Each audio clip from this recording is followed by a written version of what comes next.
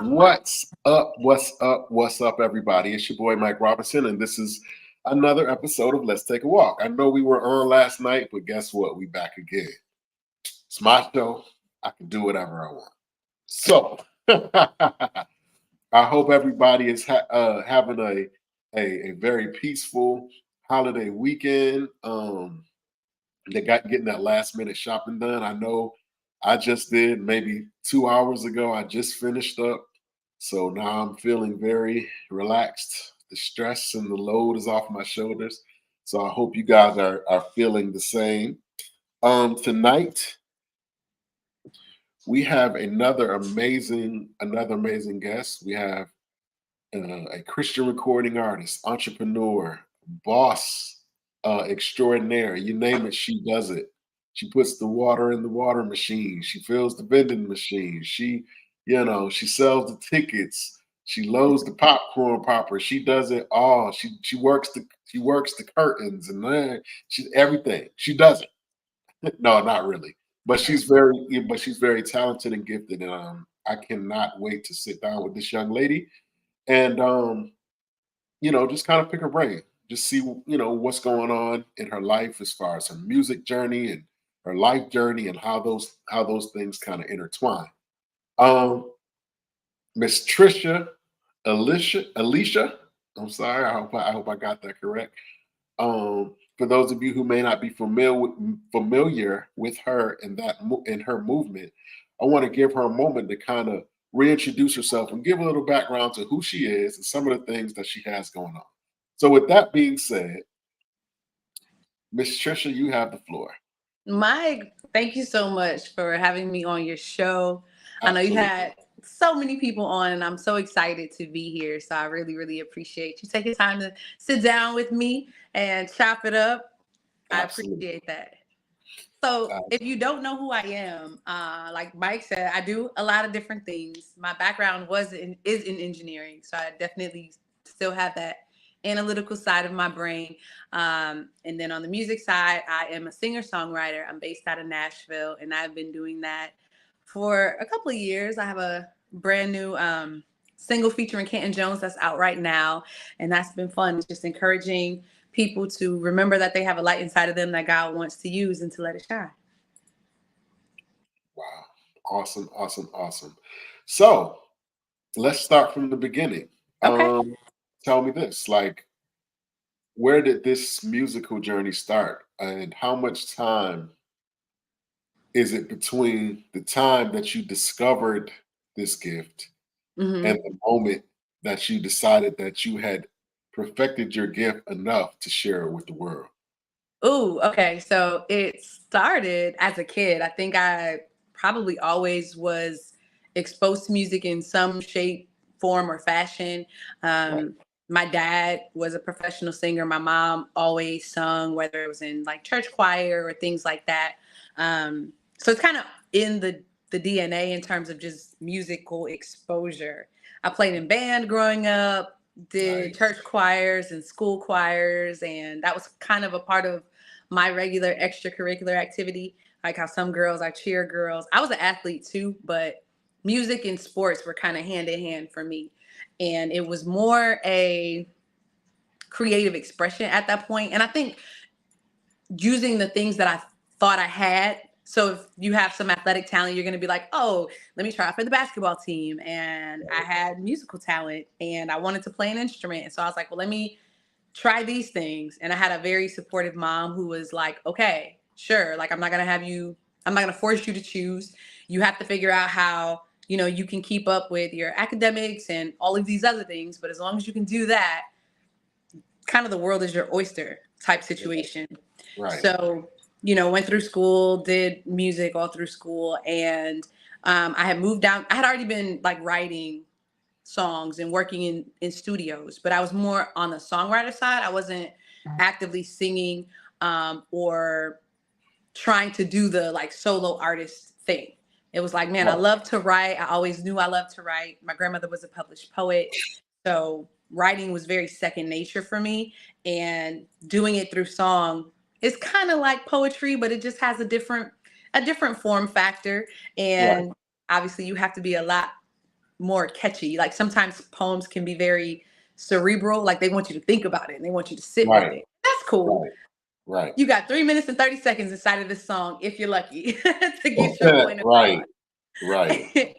So Mhm. it was a bigger challenge to get into songwriting. And then when I moved to Nashville, it's so many people who are involved in music on a variety of levels, and like people are really really talented. And so you could be playing pickup volleyball or pickup basketball or like doing whatever you're doing in your normal day to day, and you'll find out that somebody is involved in music at a level where you're just like, whoa, and then you actually go hear them and you're like, dang, like this person is Yeah, right next to me all the time and they have all right, this talent. So it's kind of right, encouraging that way for me to be right. more intentional about how I used the songwriting that I was doing, and then saying, well, let me see if I can do a little bit more from a artistic standpoint. Let me take that step of faith and release some music and see like what that looks like. And let me say this, let me take that back.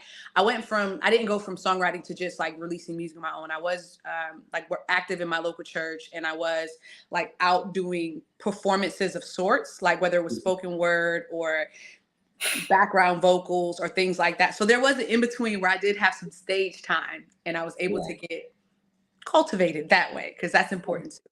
And then I started doing the solo artist thing. Gotcha. Okay. So where did you move to Nashville and or as a business move to get into the industry, or was that just kind of happenstance that you ended up in Nashville? It was definitely happenstance. So, like I said, Wow. my background is in engineering, and I had been interning throughout my college career. And it came time to make those inputs for a full-time job, and have various irons in the fire, feeders out there trying to see what happened. And Right. Nashville was one of the cities that came up for the company that I was working for at the time. And they had a couple different places where I could have moved to. And Nashville was, for me, the most attractive place, not because of music, just because of the other things. Like it was kind of easy to get to from a transportation standpoint. Hmm. I didn't have to, like some places when you go out on the West Coast, it's a 4 hour flight. I'm from the East Coast, so it's a 4 hour flight. If anybody wants to come there, forget about trying to drive. Like it's Right. just one of those things where once you get out there, you're kind of creating a whole new ecosystem for yourself. Right. Nashville was kind of a nice in between before, because I didn't necessarily know if I would stay in Nashville, but I'm like, okay, this is a good first step. Right. And it just happened to be Music City. Right. Wow. That's amazing. That is amazing. So so you're in Nashville and Yep. you're writing and you're moving around. Like who or what was your first opportunity? Can you tell me about your Mm. first real musical opportunity of note once you got to like Nashville? Like what was the first opportunity that you got to do write or record or perform? What was your first opportunity? I guess to me, the first one is notable for me just because I hadn't really done anything like that before. Mhm.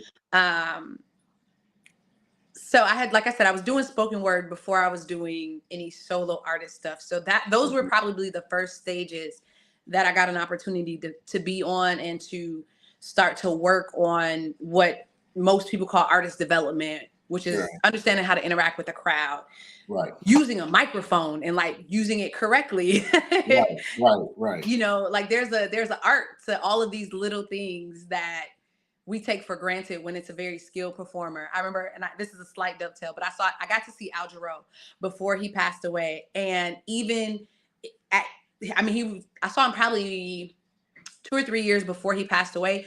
So much energy, so much interaction with the crowd, just the way he moved on stage, even when it wasn't his turn to take like a solo, like it might have been a band solo, but the Mhm. intentionality that he had, and all of those little things are what, as a person who's watching the show, we appreciate, but you have to learn it when you're starting to be an artist and when you're starting to perfect your craft. So the spoken word stages were my first stages.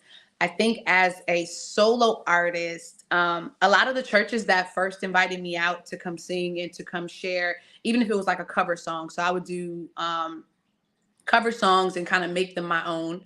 So those churches that allowed me to come in and share my music, that was really, really impactful for me because again, I wasn't known by anybody. Right. So it was like sight unseen. I hope this girl's good. Yeah. Right. So those were important to me. And then I got to, you know, meet more people who are in the industry. People at the Gospel Nashville are longtime supporters of my music. So I love them because they definitely have opened up a lot of doors just in sharing knowledge. Lady Shantae did some mock interviews for me before I kind of started doing interviews so I could kind of understand a little bit more. She gave me feedback. So stuff Right. like that was super, super, super helpful. Awesome. So why gospel?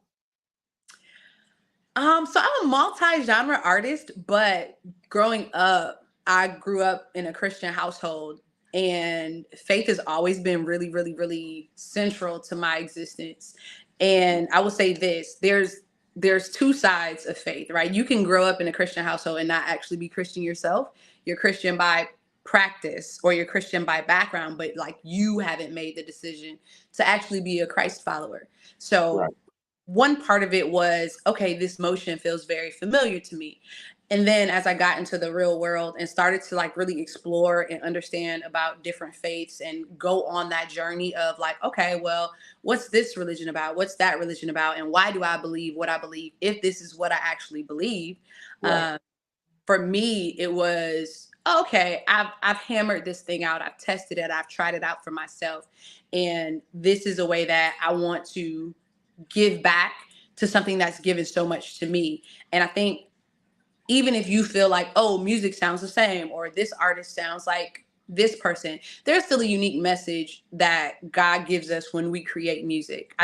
This is my own personal belief. I do believe that the majority of music comes from God. Like it gets perverted, but the creativity and the ability to say, oh, I have an idea, like originally that came from God. Now, what you do with it and how you actually either give that back to Him or maybe misuse those gifts and those talents and those treasures, you got to Mhm. take that up with God because I'm not God. I don't have a heaven to keep you out of or a hell to put you in. You know what I'm saying? But um, it was important for me to give back in my way and to encourage people through the messages that I feel like God was giving me to share, specifically in Christian themed songs and for songs that are not necessarily specifically mentioning God. They're still inspirational and uplifting and encouraging people to find their purpose and to follow that seed that God put in them.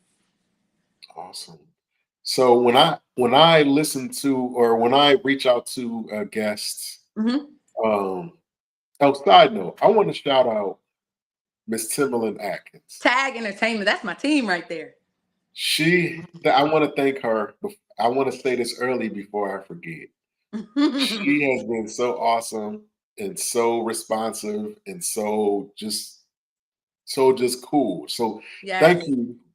you, for everything. I appreciate it. And Yes. just before I forget. So, um, I when I reach out to a potential guest and they Hmm. accept like you did, I kind of like immerse myself in that Okay. person. And Okay. so I look for content, whether it be interviews, live performances, Hmm. music, whatever. In your case, music, that type of thing. And so I'm listening to pieces, and I'm Okay. listening to promises. And I should have wrote them down, but I listened to about a good 7 songs probably. Oh, thank you. And I was listening and it was like your presentation is not like typical. You know what I'm saying? Like I couldn't really put it into a specific box. Like I couldn't say, oh, well, she's kind of like in the vein of Erica Campbell, or she's kind of in the vein of Corinne Hawthorne, or something like that. You just kind of have your own. You just kind of have your own path. What would you say? what could you attribute that to? Like, is that a purposeful thing, or is that a natural thing? And what do you attribute that to? I think it is natural. I desire it to be purposeful in the sense that to me all of the parts make sense. Mhm. So there is a level of intentionality behind it for me. I believe that I'm a bridge. So when I look back over my life, I feel like I've always been the only, right? So I'm of my siblings, I'm the only girl. But then I went into a career field where it's fantastic. So a lot of times I might be the only woman, or I might be the only person of color and the only woman. And I feel like a lot of the experiences that I've had have been bridging gaps between people. So it's like, oh, these individuals are not used to interacting with somebody who's like me. So I can help them get exposure. I can present a new way of thinking or challenge the status quo that's in the room. Right, I think that that comes across in my music, and that's why it feels like it is similar, but it's not quite. And it's right. because I feel like I've been created to be a bridge in a lot of ways. Awesome. So Yeah. how much of a challenge is it for you not to chase a sound? And what I mean by that is, Hmm. you're an artist, and of Mm-hmm. course, you have your quote unquote ear to the street. You listen Yeah. to it, Yeah. you listen to us out there. And so you listen to some of your peers, and they may not be doing exactly what you're doing. Yeah. They may be doing something, more urban, more, what Mm-hmm. Mm-hmm. more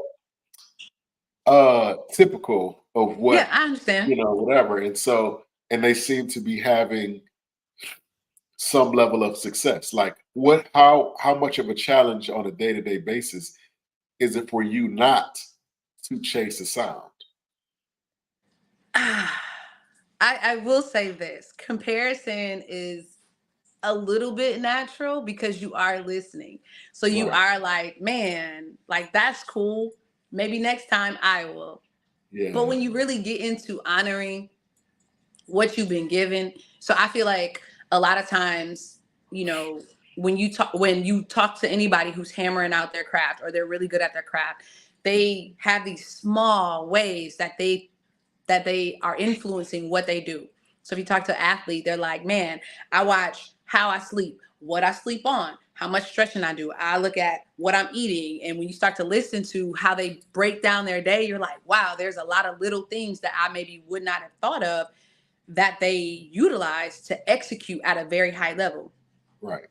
I may not necessarily be like, oh, I need to get this amount of sleep to bring this song to fruition. But at the same time, that song has been given to me, right? And so Yeah. now I have to be honorable to the song and the sound and the way that it was given. And I am fortunate enough to work with some amazing producers, some amazing arrangers, some people who are just really, really talented. And so adding these inputs to the shell or the idea that I give them, they're able to take it to the next level in their own arena. So if I say to my producer, like, hey, this is the framework of what I'm thinking about, and here are some ideas that I have, they may come alongside and be like, oh, what do you think about this? Or I was thinking about this baseline, blah, blah, blah, blah. And it's like, you know what? That's pushing the envelope in the right direction. So Mhm.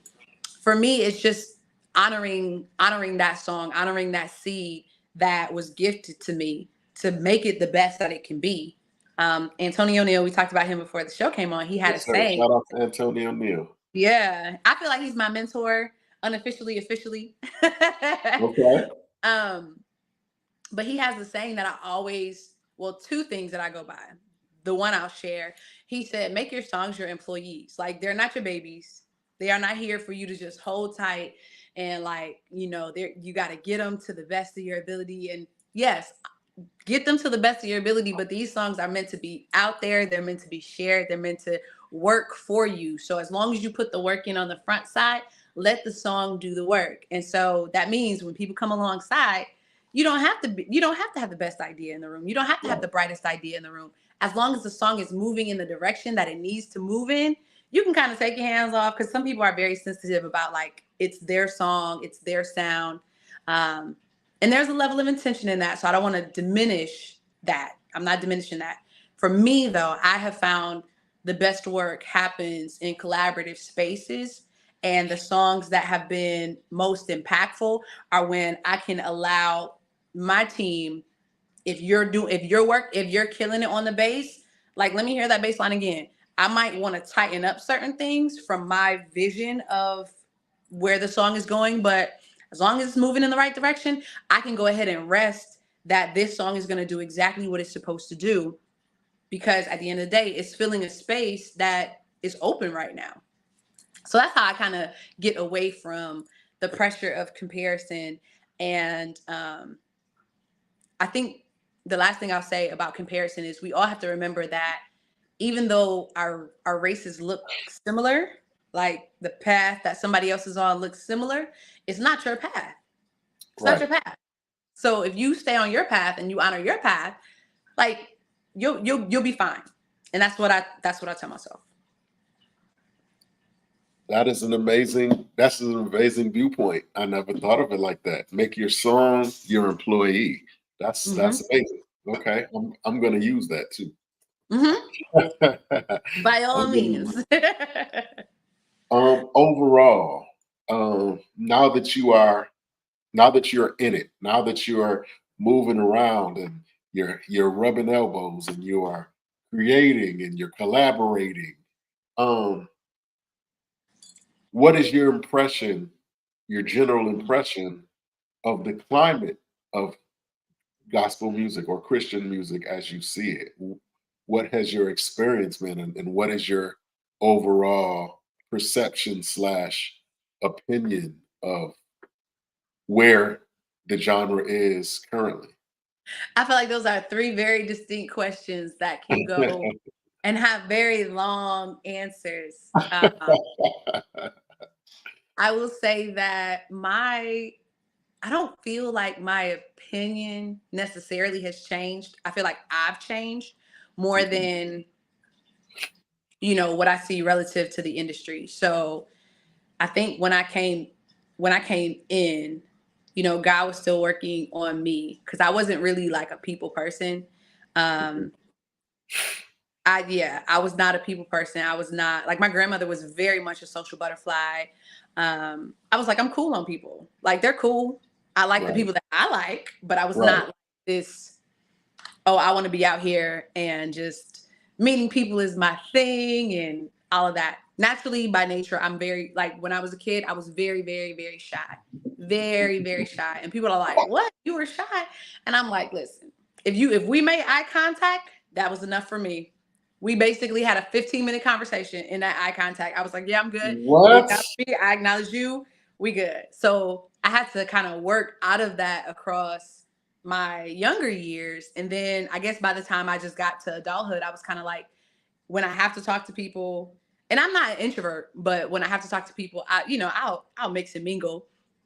But other than Mhm. that, it's kind of like whatever. So coming into the industry and then kind of developing a love for people, and I'm not going to say meeting people, but just understanding a lot more about like humans and group dynamics and like grace and just a lot. Like I feel like I have had the ability to just sit at the feet of people who really get it, and they've been able to share just things with me so I can navigate situations where I'm like, this seems like a conflict of personality, or this seems like this person is not genuine, or it seems like this person is trying to um be manipulative or just whatever. It's like I understand a lot of things differently. So for me, the people that I've been fortunate enough to meet, I met some very genuine people.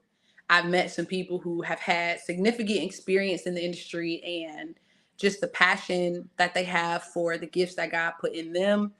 I'm like, yeah, that's how I want to be. When it's all said and done about me, I want to be like that person, whether they were the road manager, whether they were the person on the stage, like they were the same. It wasn't like, oh, I'm putting on a show, I'm going to hit the runs to make the people fall out. Like, no, I'm going to honor the gift that's inside of me. Right. Right. You'll be surprised at the number. Maybe you won't be surprised, but I have been in places and it's like as soon as that spotlight is off, the person is different. And the first couple times I was very like, oh, I wasn't prepared for that. But the reality is people are people. So Right. it's no different than the club owner who has to turn it on when they are trying to get people to spend more money at the club than this individual. Like it is Mhm. what it is. And for some people, it's just a job. Right. And I understand that too. Um, so I've changed. I've been able to, meet genuine people that honor the gift that's inside of them. And that is the thing that for me, I am most pleased about with the personalities and the, I guess, various executives that I've met. They're very intentional about how they spend their time. They're very intentional about how they engage with people. They're very intentional about um, the decisions that they have to make. Now, business is business. And so sometimes we all have to make decisions that we want to go another way. But like, I also want to buy, a $2 million house, but like, we can't do that right now. Right. So it's Right. like, you have to make the decisions for the options that are placed in front of you. And as long as I'm true to like what got placed inside of me and I'm true to the spaces and the places that I have access to, I can't ask for anything more than that. And that for me is the best of what I've seen in the industry. And I'm really, really proud about that. And even the people who are not necessarily working in the gospel industry, but are musicians or BGV singers for other artists who are not necessarily like in the Christian sphere, they still, from what I can see, operate by those same tenets and how they treat people, how they respond to people, how they interact with people. And that's what makes me proud about the light that we carry. Awesome. Awesome. Awesome. So, in that vein, who would you say you were most surprised to find out knew who you were? Mm. Man, God know me, so I'm not surprised. Really? You're I'm really just gonna hit me joking. with that one? You're gonna I'm hit me just with that joking. one? I'm just joking. I'm just joking. It was you teed it up though. You teed it up very well. So I was like, you know what? You know what? While we dropping names, let me go Oh, I ahead. gave you the alley oop, huh? Okay, Yeah, gotcha. let me drop his name real quick. Ooh, the most surprised. Who were you I most? guess for me, because I haven't like I've been in Nashville, but I'm Mhm. still like Nashville is always growing.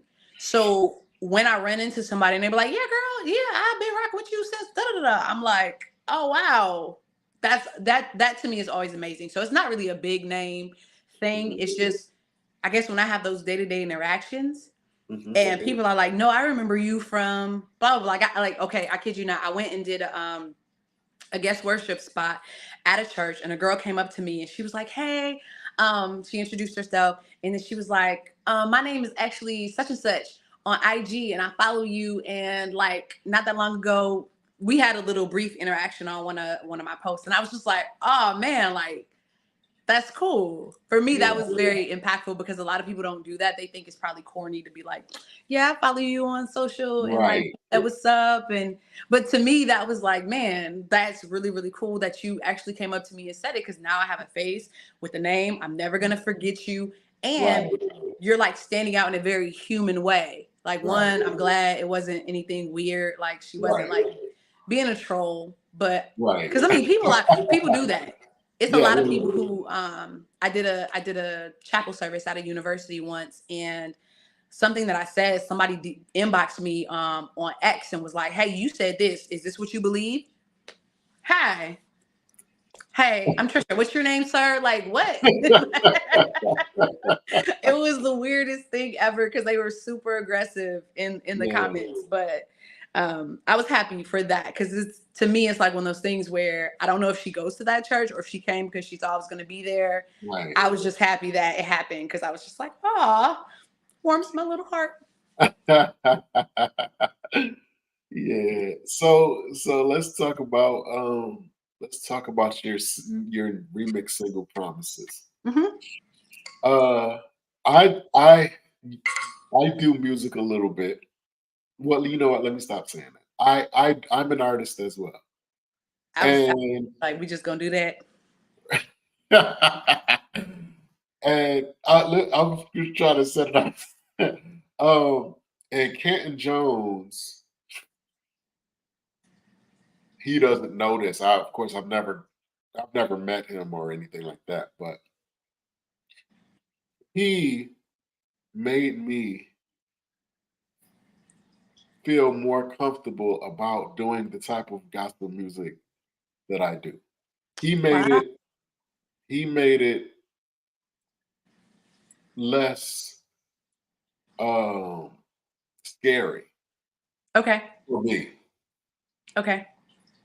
because of the type of music. Like in the environment that I'm in, it's very traditional, very, traditional, you know, everything has to be a certain way, even the music, certain instrument, only certain Ah, instruments can okay. be used, only certain sounds, only certain whatever. But then when you have something that kind of has a bop to it, or you know Yeah. what I mean, like some bass and stuff like that, people are kind of like side-eyeing you, eyeing you and Hmm. stuff. But it wasn't until I came across Kent Jones, I was so very, very uncomfortable. I didn't feel comfortable even sharing my music Wow. with church people. You know what I mean? Yeah, So absolutely.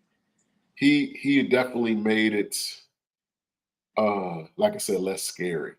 But Yeah. how did you how did that whole collaboration come about? So it started when I decided I was going to release a project, and my project manager was like, "Hey, you thinking about having features on it?" And I promise, I feel like certain people were ordained on my journey just to make me think bigger. And it's not Mhm. so much that I had a fear of failure, but it's almost like, well, man, let me just stick my toe in the water. And God is like, no, we're jumping in, first of all. Stick your toe Right. in the water. All right, you know what? I see. Okay, we're going to have somebody come along and respectfully push her in. And so there were two people that came along. One person who we just had some strategic conversations. And across those conversations, it was very evident for me that I was the limiting factor in how I was thinking about um, making this project happen, how I was even approaching who I was working with, et cetera, et cetera, et cetera. So that was the first thing where I'm like, okay, all right, yeah, it's me. It's me. I am the drama. Right. Like, it's me. So I kind of got it. I expanded my viewpoint kind of to from one like little corner to like the room. It's like, okay. And then my project manager at the time came along, and I feel like that was a whole nother set of strategic conversations that blew up what I thought was possible. And not so much possible in the sense of, oh my God, I can't do this, but for me, having never really been close to the inside process of making a project at that scale, like the ins and the outs, I didn't necessarily feel like I knew where all of those things were. And Right. so my project manager was like, yeah, no, this is not all right. So this person can do this and that person can do that. And not that I didn't know that, but sometimes you have to talk it out and hear how Right. crazy it sounds. And then somebody is like, yeah, you sound crazy. And you're like, you know what? Now that we're talking about it, it is kind of crazy for me to think like that. You're right. So it's like, it was like one of those sort of things where it was like, we're Right. talking, and I'm like, yeah, once again, it's me standing in the need, standing in the need. So he was Right. just like, all right, okay, great. You're going to be on this project. We know that. We're going to hear you. Who else is going to be on this project? Right. Right. And I was like, I don't know. He was like, all right, make a list and like let's just talk about it. And Canton was the top name on that list. And he was like, all right, cool, cool, cool. Kind of just went, kept going. We're working on stems. And for anybody who doesn't know what a stem is, it's like all the other stuff besides the singer, the lead singer. Right. So I'm working through that stuff on various tracks. And he was like, okay, so if you had these people, like what tracks would they be on? And so I had various tracks and I was like, well, I think this one or that one, blah, blah, blah, blah. And in the background, he's like making calls and making moves. And then he was like, yeah, so like, send me this, send me that. And Canton heard the song and he agreed to be on it. And it was first the thing of like, hey, I'm going to approach all these people with your demos or whatever we had at the time. I think we might have had one pass, the first pass of the mix. And so if you don't know what a mix is, when you hear songs on the radio, those songs are mixed and mastered, meaning all the audio is set for you to be able to hear it in its best way. The mix is what happens after, like, all the background singers, all the instruments, everybody has done all of their rough drafts. And so the mix engineer comes and basically, like a teacher would edit a paper or a proofreader would edit a paper. That's kind of like what a mix engineer does. They kind of put things in the right place so you can kind of hear it the way it might sound on the radio. And then you can kind of go in and make tweaks or add stuff or whatever. So it had been through one editing pass. And he was like, we're going to send this out. And I'm like, oh, self-conscious. We are? I don't know. Is it ready? I don't know. Because at that point, Right. they weren't yet my employees. I had not graduated to that level of understanding. So I was like, all right, cool. Let's just, you know how you throw it over the fence and you close your ears? It was like that. Right. I was like, let's just see what happens. And Kenton enjoyed it. He was like, yeah. One of his kids was bopping to it, and he was like, that's always my mark. If I can get one of my kids and they like are singing the song and they're rocking with it, that's how I know this is going to be a good song. And I was like, whoo, whoo, okay, all right. And then he agreed to be on it, and as they say, the rest is history. So it kind of happened through Providence, but I do feel like it was a divine appointment through those two individuals working to just even expand my mind to get to that point to where I was like, yeah. Like, I'm scared, but yeah, I'm nervous, but yeah, I'm a little excited, but yeah. And I remember calling my mom and being like, Kenton is gonna do the song. Yes, I am definitely a big fan of Canton Jones. He's definitely a dream collaboration in the Yes. future. So you kind of Yes. gave me a little hope there. So Yeah. so it had a dual benefit. Not just it wasn't just the answer, it was also an encouragement and a confirmation that it Yes. could take place. Yes. So that is amazing. Do you listen to your own music? Yes. It's like voting for yourself at the election. Yes. Absolutely. I do. Okay. Okay. Um, And I will do say it you encourages me because, like, I will say this. A lot of times as a writer, you can write something years before it actually comes out. mhm, Years. And right, you never know the seasons that you're walking into because it says, the quote, we can see to the corner, God sees around the corner. right. We never know what season we're walking into. And I have definitely like gone back and especially certain segments of songs because you know what it was like writing the song, but you also were there for the recording process or like whatever was happening in your life at the time. So sometimes it's just gratitude. Like, man, I remember that was a rough season and I was singing about whatever. And now I'm in this totally different season and it's such a place of gratitude. Other times it's the reverse where it's like, whew, I needed to listen to this because, man, I am in the fire right now. Right, right. Wow, wow. Absolutely. That's listen, that's amazing. Um, this usually when I have artists on the platform, Hmm. I like to talk to them about what I'm about to talk to you about because I like to Okay. get the perspective of the artist. Okay. Let's go. So I like to talk about imaging. So you have the Christian and the secular. Hmm. So, excuse me. The presentation over time, the the sound of music has changed, and the presentation has changed as Absolutely. well, or should I say, has evolved to this point. Um, there's a lot more exposure of skin Yep. and people being more open about showing, their body, especially on the secular side. That's I guess that's a part of the uniform.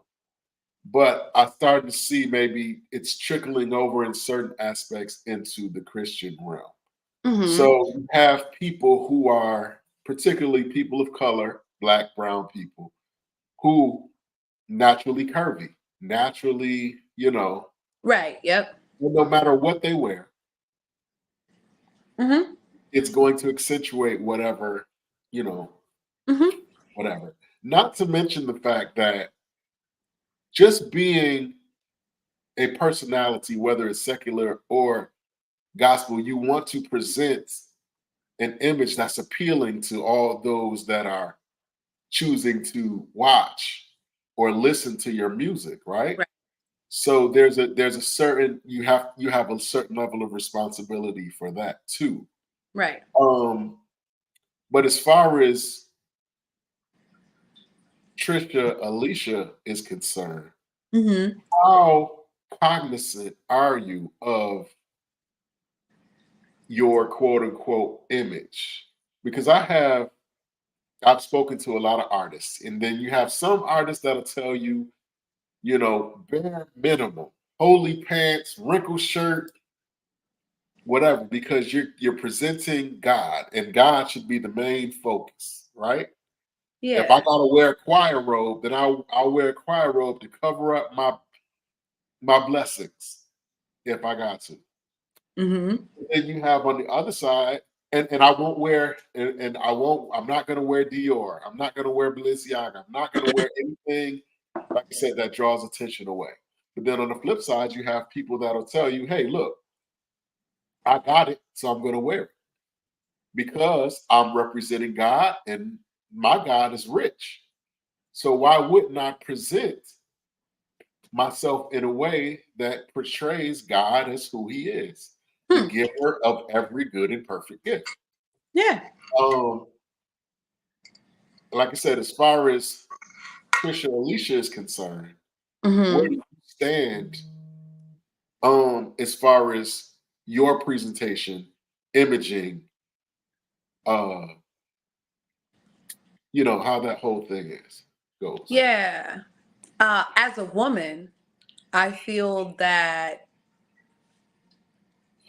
the larger context of this question has been very challenging because a lot of times when you look back into the history of the church, when people say, oh, you can't or you should wear, skirts down to your ankles and nothing that fits your curves because we don't want to make the men of God sin, it puts an unfair onus on the person who has the blessing as opposed to the person who needs to steward themselves. Right, Now, right, I don't have a dog in the fight either way, but I do think that when you look at the history of the church, the conversation has been very skewed. And I'll leave it at that. I'll leave it for the people who reside in those denominations to take up the fight, and for those who care a lot more than I do about it to carry it on. For me personally, I like to wear things that are comfortable. So if there are things that are comfortable for me, then I wear it. I do think that you have to be cognizant of the spaces and the places that you're going into. So when it comes in to name brands, not name brands, the tightness of clothing, not the tightness of clothing, revealing, not revealing, you will always find somebody who doesn't agree. I have a song that to me is explicitly talking about God and talking about our responsibility as maybe not as Christians, but definitely as people who are Christ followers, right? Because some people say Christians and they're not really a Christian. but people who follow the way of Christ, his teaching, his methods of loving your neighbor as yourself. And this person was like, well, I'm just sad you didn't mention Jesus. So you're always going to have somebody who has an Right. opinion, no matter if you feel like you are being very overt, but Right. because you did not do it their way, they will always have something to say about it. So I tend to just go with like, hey, do I feel like I am respecting the platform that I'm on? Do I feel like I'm respecting myself? And when I walk away from this, do I feel like I can stand on 2 feet? As they Right. say, 10 toes down, and be okay with the choices that I made. As long as that's there, I'm okay with it. I just tend to be a person naturally, like regardless of what. There's not really a whole lot of like showiness in terms of like labels and stuff. Like if I have certain things, you might see it, or if you like the car I drive and you see me drive up, then you'll see it. But Right. in terms of making it a part of the lifestyle that I portray, like you can ask people in my church, they'll be like, yeah, you probably wouldn't even know if like you talk to her that this and this and this and this and this and that and whatever, whatever. But it's just my own way. I don't think that it should be the way people are. Like God made us different for a reason. I do think Yeah. this though, the gospel has to be attractive. So if we're going to win the lost, there has to be people who are like very much, hey, if I want to wear the Balenciagas, if I want to wear Gucci, that's going to be attractive to people. And that may start the conversation for people who may otherwise not have been won. And Right. so we have to give space because we are not, as believers, we are not a monolith. Like it doesn't have to be one way. And that's the beauty of how God created us, because he knows that there are people who are not going to pay attention. There are some people who are not going to listen to me because I have eyelashes on. They're not going to listen to me because I have, whatever, or I look a certain type of way, or I, have the music that I have. That's okay. And all of it is okay as long as we agree that Christ, him crucified, him rising from the dead, is not compromised. Like let's major on the majors and not Right. necessarily on the minors, because at the end of the day the world sees it, right? And as long as we continue to spend this energy amongst ourselves, we may be losing our witness in the world. And I'm not saying that like we have to accept all just for all's sake, right? Like there's sobriety in the conversation, and we just have to be aware that as mature Christians, we can have this conversation in the understanding that the world is the conquest, not this argument. Right. Wow. Amazing. That was a bar. That was a bar. Absolutely was a bar. Uh, I don't know what your relationship status is. However, oh, okay. Sorry. I see now. Never mind. Never mind. There was somebody in the comment section that respectfully, whatever. But All right, I'm okay. spoken for. Got you. Enough said. Say less. Uh, so going for so with that being said, this is going to be a weird question. Oh no, it's okay. So I like weird clearly, questions. clearly, you are an attractive young woman, right? Thank you. So going forward, is that, and this is going to sound like a weird question, but this is a question I ask all the time. Okay. Is that a help or a hindrance? Yes. And let me explain why I ask. There are people who will look at someone like you and say, "Oh my God, she is too pretty to be able to do business." I might be Mhm. able to, I might be able to get a 90-10 deal. I only got to give her, you know what I'm saying? Or Mhm. she look like all she care about is her hair and makeup, or Mhm. whatever the case may be. So, like, has that been has that been in your experience? Like, Um, I would say not overtly, but okay, yes, covertly. mhm, There are, and it doesn't matter your status. There are always people who will try to have, okay, let's talk about representation. If I have a manager, or right, if I have somebody who um is acting in that capacity for that show. So Right. let's say you got me on a particular show, right? And it's of note. I do a great job. Boom. You walk away to, I don't know, use the bathroom. And then here is this person like, oh, yeah, you did great up there. You know, Jane X, I just got her a great show where it was insert random number, insert this. Hey, let's talk. Okay, and that's fine because at the end of the day, perhaps they are unaware, but it just happens like that. Like it, unfortunately, the world that we live in is a dog eat dog world. Right. So there are always going to be people who are looking to take advantage because that's their personality. They look to take advantage of people who they feel like they can um, honestly manipulate, right?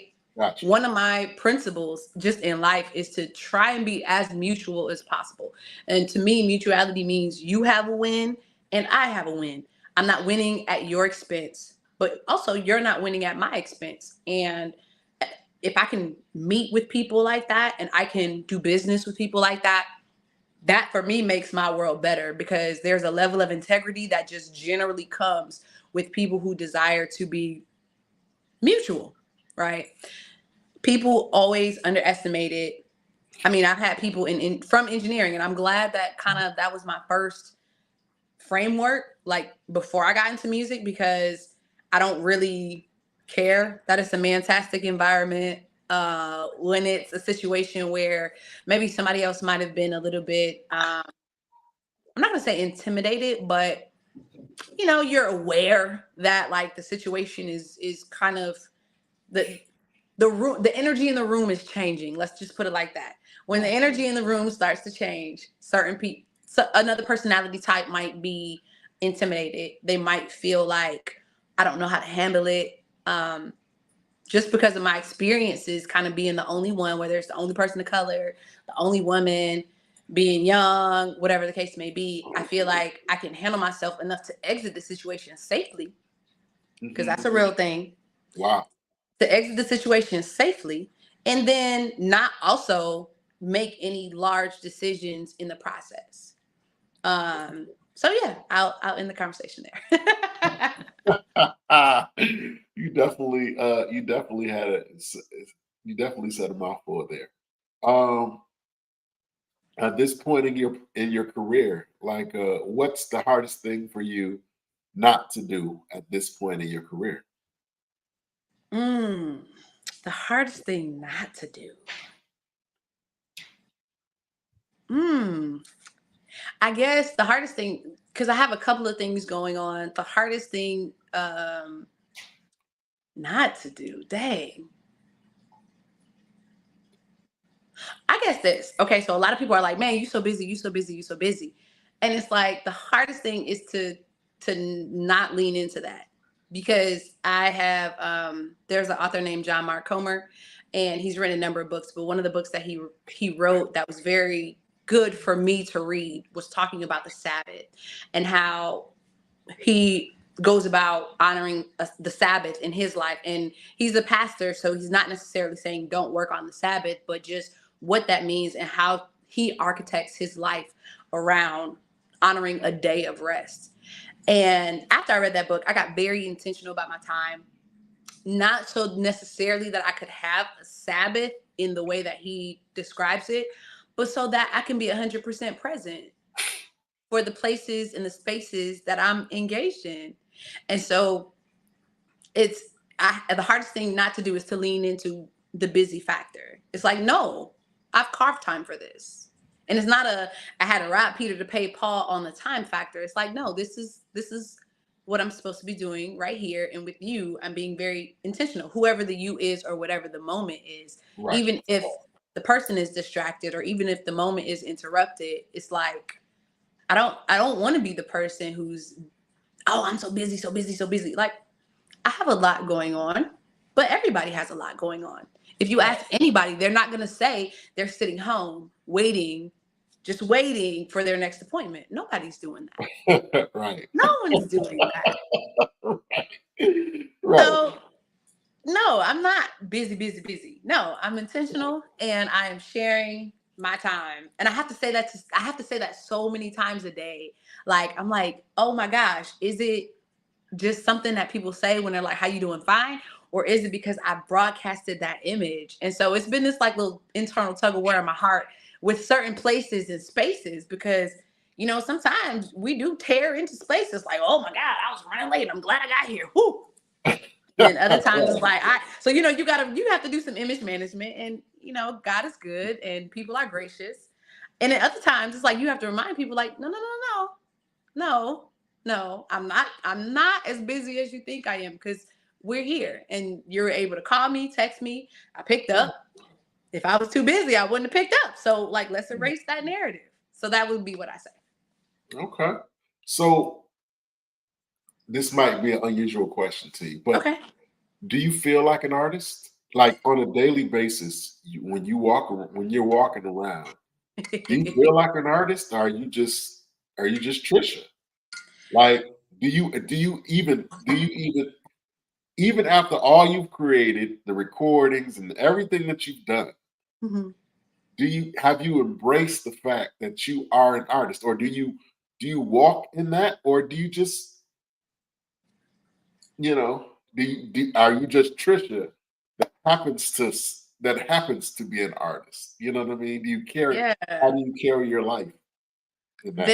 There was a very intentional shift from Trisha, the corporate engineer, into Mhm. Trisha, the artist. I mean, I looked in that wardrobe and I said, "This definitely." I work in corporate America. Sure Yeah. do. Like everything was kind of geared, not necessarily everything, but a lot of things were kind of geared in that direction. And God is good because I used to be Club Trisha. So I didn't have that wardrobe anymore either. So, growth is good. Growth is very, very, very good. Growth is good.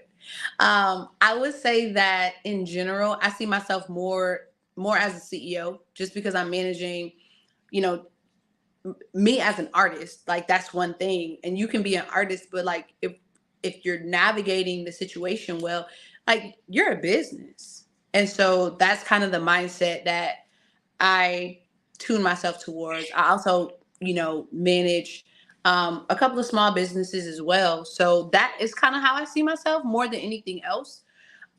And making intentional choices and decisions that take my artistry a step further is more so the where I see myself more empowered. When I think about people who walk around like as an artist, sometimes it has a skewed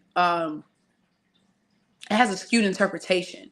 So sometimes when people see you like, oh, I could tell you're an artist, they were lightweight saying you're unapproachable or you're not teachable or like I can't really get to you. That And that that's is a type of good. negative connotation to it, right? I got you. Right. When it's good, it's a positive connotation. But the majority of the time, it doesn't really have a positive quality to it. So I never want to be unapproachable just because I know, at least in the paths and the platforms that I've walked, there's a lot of young girls who tend to have just an affinity towards me. And I never want to be that person who they feel like they can't come up and say hi to, even if they're like how I was, shy.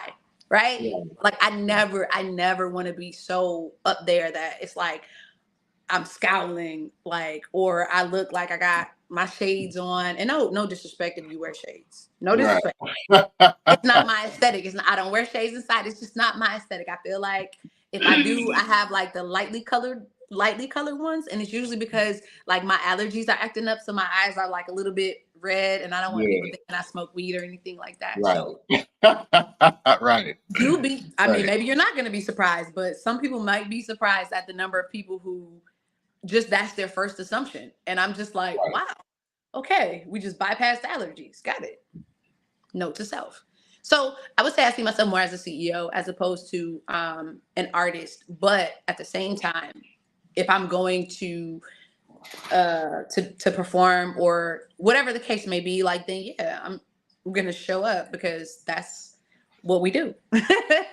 Just like we put our church clothes on or we put our fancy suit on to go to a wedding, you gotta show up. That's right. That's right. Okay. Very insightful. Very insightful. I just have a couple more questions because we Oh, have. let's go. This has been the most enjoyable interview. Wow, I appreciate that. Yeah. Um, what's the best advice you've gotten so far, and the worst advice you've gotten so far? Whew. Okay. I think the best advice, mm, it was timely advice. That's what made it so good. So, I was going into a place and my mom, so I came from a background where we went to a lot of different types of churches. So there's probably very few types of churches that I would feel uncomfortable in just because we probably went there. And my family was the type of family where while my mom and dad got divorced, my dad is a Baptist preacher. So obviously I know the Baptist church.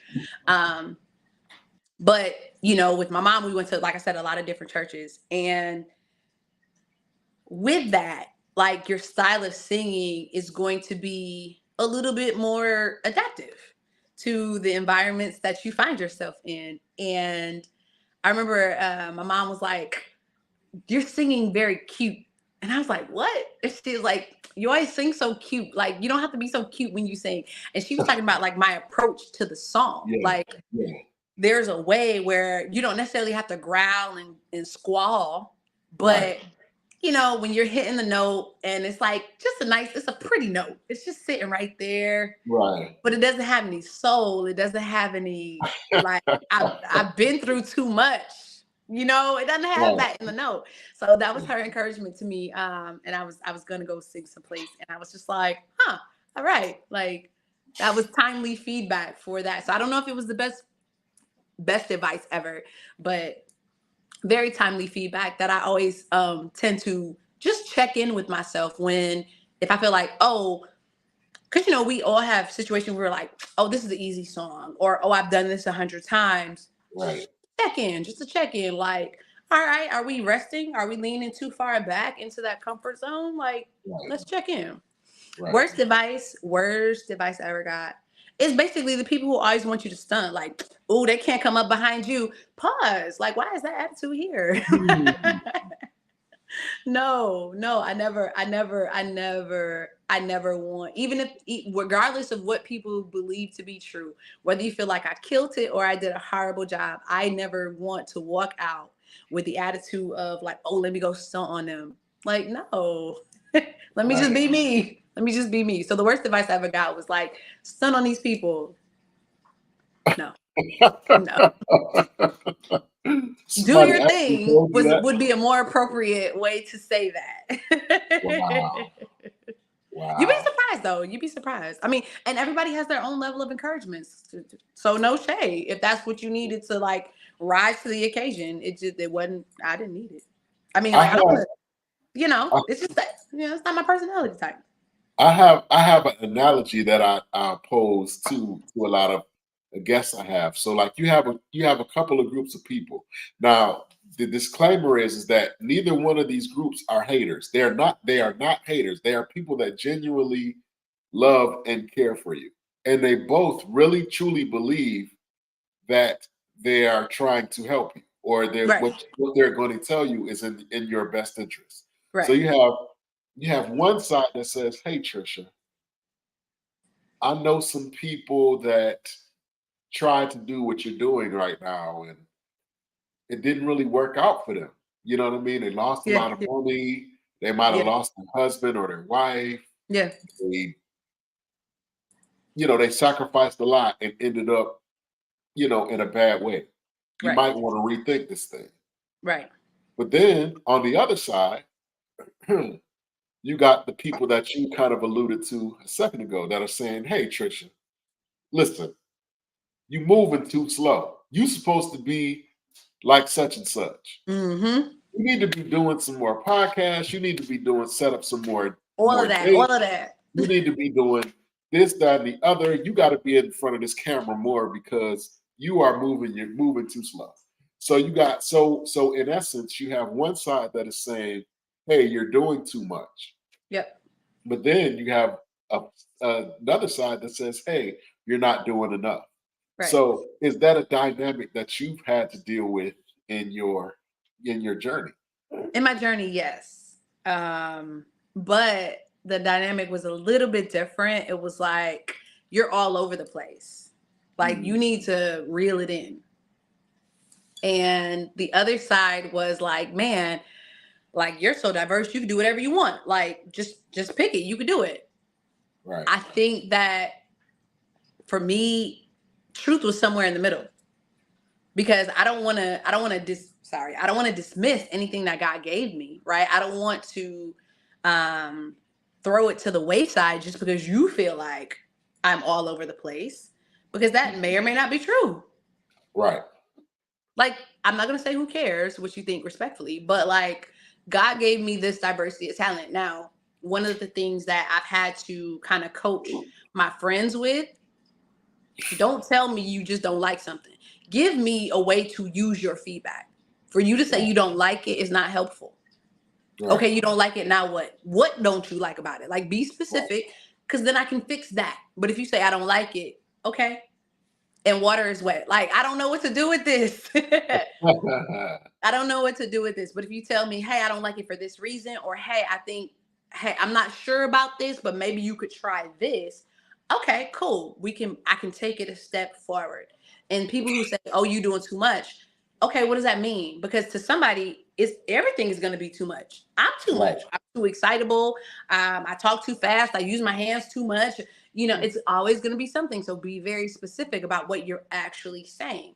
And then for the people who feel like, hey man, lean into your diversity, I think the sober side is you have to be intentional about how you lean into your diversity. So today I could be doing like the what I consider the hip hop music, right? I'm not a rapper, but it's like trending in that lane. I could be doing that. And then tomorrow I could be like, you know what, I want to make a ballad. And then the next day I'm like, oh, I could sing jazz. So I'm gonna sing jazz. Okay, well, there's a way that you can do all of this. But you have to figure out what way makes sense to roll all of this out. Right. And that to me is where the middle meets, because the people who are like, man, you're all over the place, they want you to pare back. So let's pare back the people who are lean into your diversity, and let's ramp up a little bit the people who are like, man, you're all over the place. And that's where I have had to learn how to take the feedback from these people. And the last thing I'll say is this: when you have people who are giving you polar opposites, you have to consider how you're presenting yourself to them. There are people who you may feel more comfortable presenting your entire self to, and you have to be aware that that's who you are to them. And so if that's the case, if you are more comfortable with these individuals, and the people who feel like, oh, all of this stuff is coming from left field, you have to think about, who do I present myself to them as? And if you present yourself to them the same way you presented yourself to these other people, it just might be a conflict of personality, and that's okay. That's fine. Where does, I'm not gonna say where does your truth reside, but like, when you have to go to sleep at night, where do you feel most comfortable? If it's somewhere in the middle of all of this stuff, then so be it. For me, I felt most comfortable in saying like, all right, I understand that there's music that is more aligned to a Sunday morning sound. I also understand that there's music that's more aligned to I can play this on Monday, Tuesday, Wednesday, Thursday, Friday, Saturday type sound. Right. Both of those sounds reside in me. All I have to do is be intentional enough to create and be true to both of them. And as long as I'm being true to both of them, we can work out how that presentation looks to the world, how that presentation gets marketed, how and what platforms that presentation gets marketed to. And then it'll make sense. It'll make sense because people are like, I get it now. Gotcha.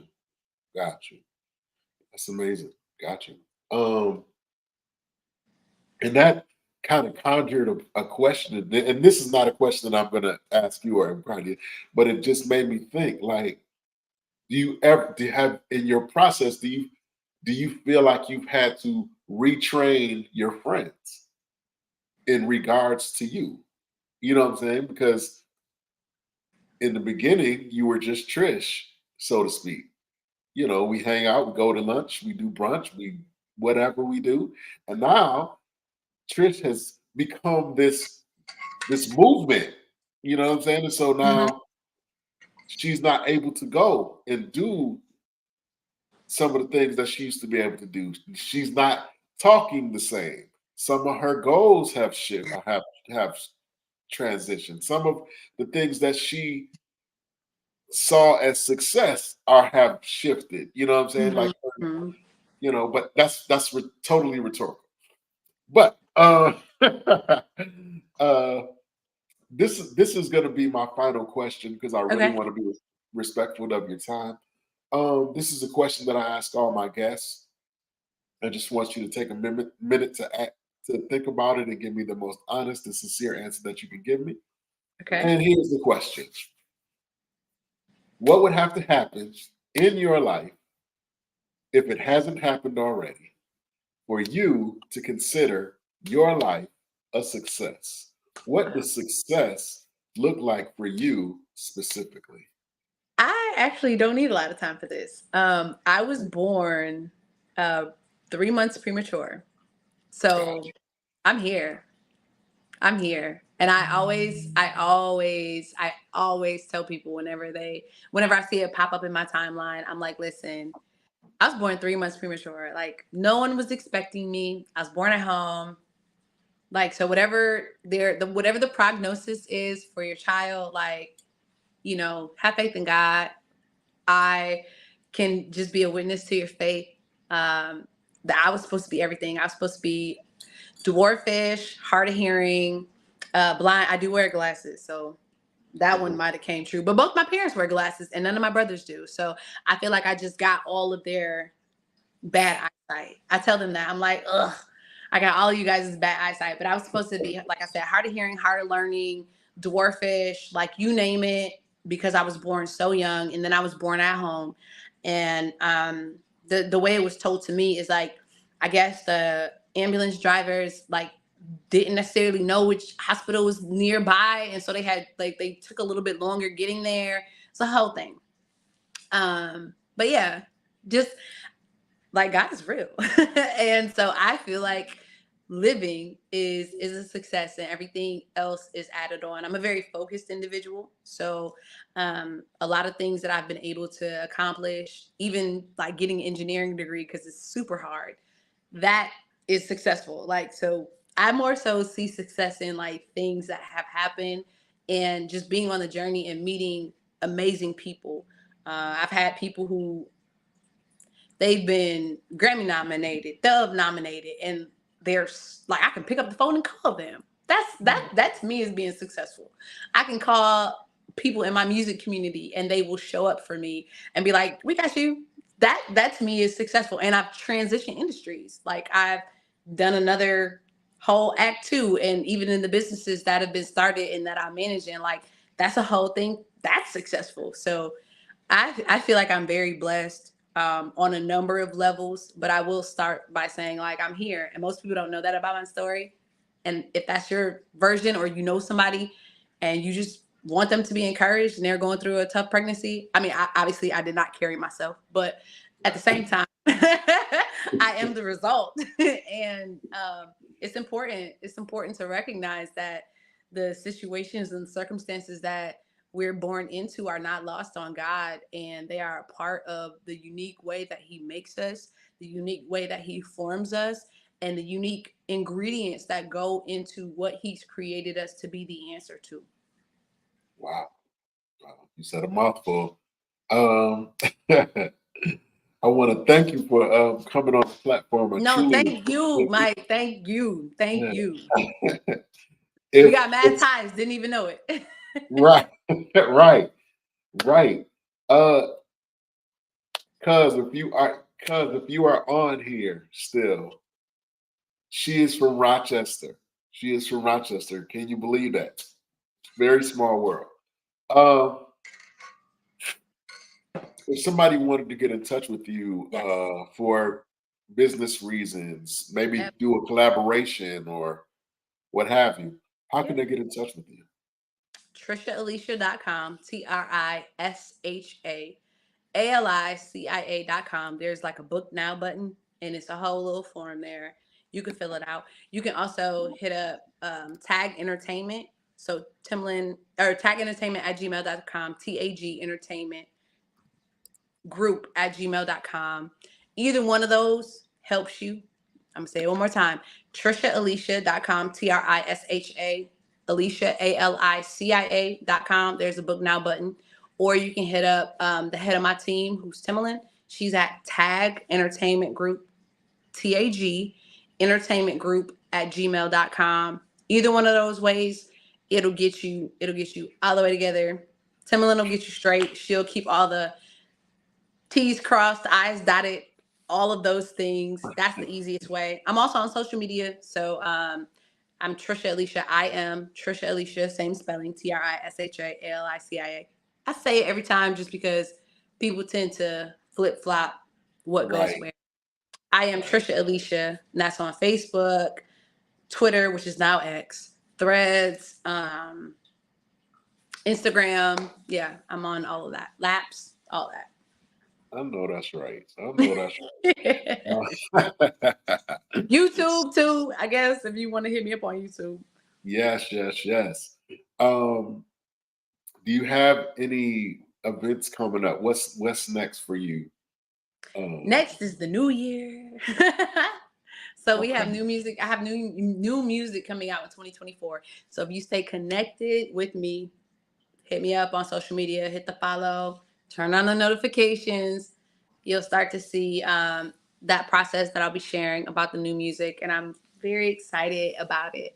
I don't want to shift my focus too fast away from the existing single that's out. However, new music is also coming. Awesome, awesome. Well, again, I want to thank you for coming on. I know that you are super busy and a lot of people require your time. So I want to be respectful of your time, even though we went over a little bit. Little bit. um, Okay, we started late, so right. I want to extend to you an open invitation. If there's ever a time that you want to, promote new music when a new project comes out, thank or if there's you. something that you just want to talk about, please Yeah, consider this a part of your press junket, if you you will. family. Just At one please. point, I could have went up the street and around the corner. You family. You are too much. I can consider this an open invitation. Come on anytime, let me know, and we'll set it up for you. Absolutely. Definitely. Thank you. Is there anything that you want to? I'm sorry, excuse my stuffy nose. Uh, is there anything that you want to leave with the people before we sign off? Yes, I would say love on your friends and loved ones, especially across this Christmas season. You never know what somebody's going through. Hold space for the people who are grieving, meaning if they want to come, let them come. If they need to go in a corner, let them go in a corner, whatever it looks like. Like we're all in this thing together. And you can never underestimate the power of your presence. Not present with the T, but presence, meaning your arms. Awesome. Awesome. Well, again, I want to thank you and I want to wish you an amazing holiday. Uh, and well, let's start with the evening. I want to wish you an amazing evening. I wish you Thank much you. blessings on the Thank single and the project that's coming and anything that you are endeavoring to do in the future, even the things that you haven't thought of yet. I wish you much blessings on that. thank Definitely. you. And Thank you. again, you are always welcome to come back on. You are L Tower. You are L Tower now. That's it. Thank you. So I appreciate it. thank you again.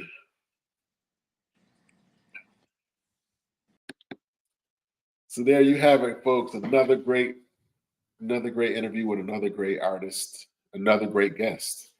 Um, Shout out again to Miss Timberland Atkins, who has been amazing through this whole process. She has been kind of the liaison. Well, not kind of, the liaison, that kind of brokered this interview.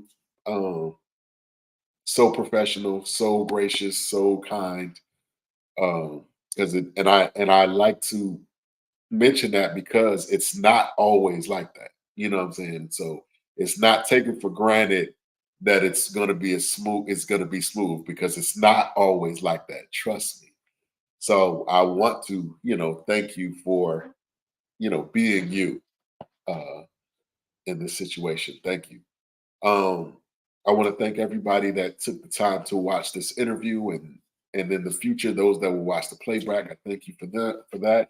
And as always, I want to encourage you guys that if God has given you a vision, if He's placed a dream in your heart, something that keeps you up at night, something that you see so clear that you could almost touch it, whether it's a degree, a song, a script, a book, a job, losing weight, gaining weight, I don't know, whatever it is, I encourage you to step out on it right now. Right now. God has placed it in your belly. Right now.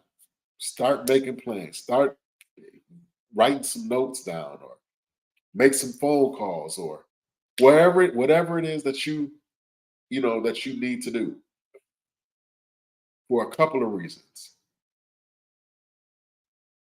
Even if you feel like you don't have what you need, just understand that if God has given you the vision, He will make provision. Matter of fact, He's already made provision. Giving you the vision was probably the last step. He already made everything, put everything together. So it's on you now.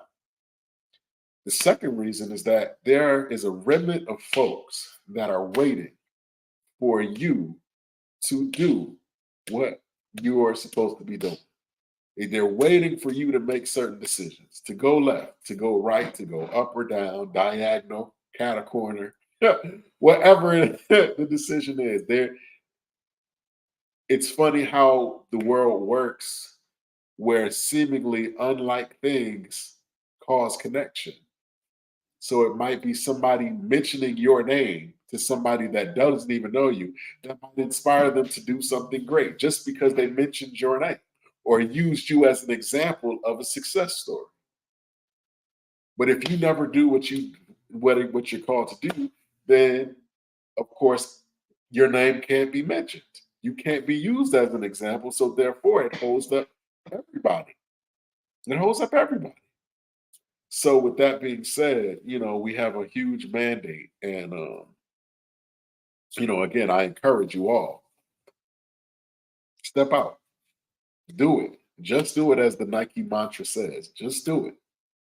And you'll be surprised, or maybe you won't, how things line up for you, and how you'll be blessed, and how you'll be able to impact and bless other people. And I guess I'm done. So with that being said, man, I want to wish y'all a great holiday, man. Like, as the Kirk Franklin says, Jesus is the reason for the season. So while you're giving gifts and unwrapping gifts, don't take for granted the fellowship of your family. Tell somebody you love them, hug them a little tighter. Um, don't take it for granted. Don't take it for granted. That's all I can say. Just don't take these moments for granted, because next year it could look totally different. Next month it could look totally different. So don't take it for granted. So with that being said, I will bid you guys adieu. Um, Merry Christmas, Happy New Year, Happy Kwanzaa, whatever it is that you subscribe to. All right.